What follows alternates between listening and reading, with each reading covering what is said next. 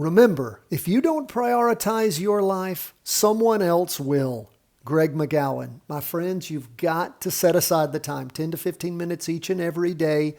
If you care about garnering your skills, building them, becoming a charting master, it's only going to happen if you spend at least these 10 to 15 minutes each and every day tracking the markets, understanding, practice trading, fractional trading as you get better, and understanding exactly how things work. You learn by doing. You can read books all you want, but again, until you get into the ring, what is it that Mike Tyson says? Every person's plan changes once you get hit in the face. I mean, again, you've just got to get out there and slug it out. You will learn so much by doing.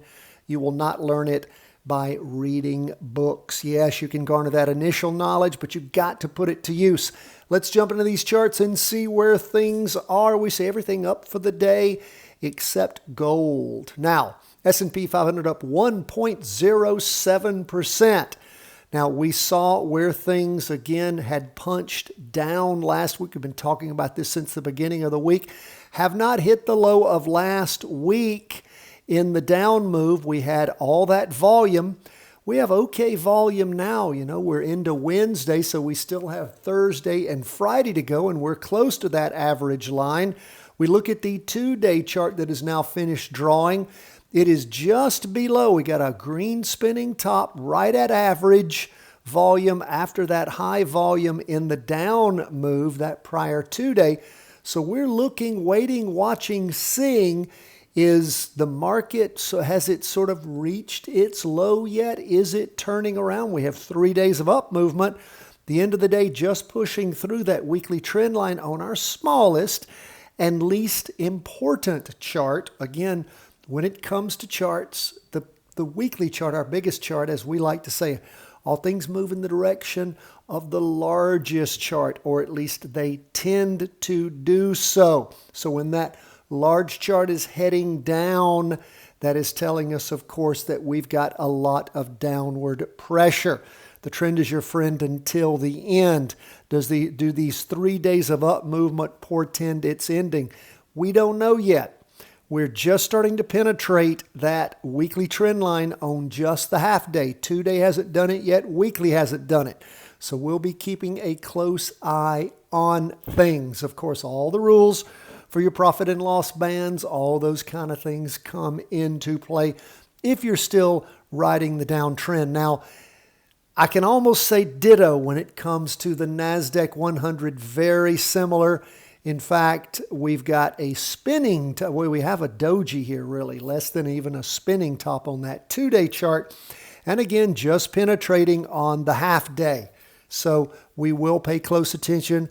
Up 1.74%. That is quite a swing up in the NASDAQ. We will be paying attention and seeing if this move is dying on the vine or if it's going to continue down. Now, again, no up move on that weekly candle.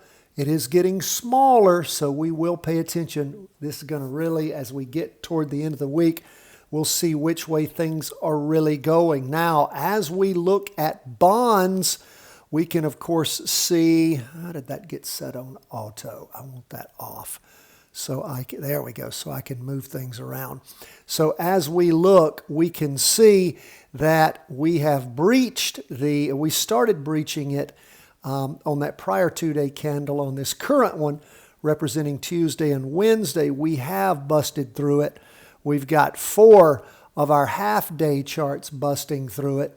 So we can see also on the weekly, we are just riding right there on it. So continue to keep a close eye on bonds. If you've been riding the move down, again, it has done very well for us. We captured that 2.10% first.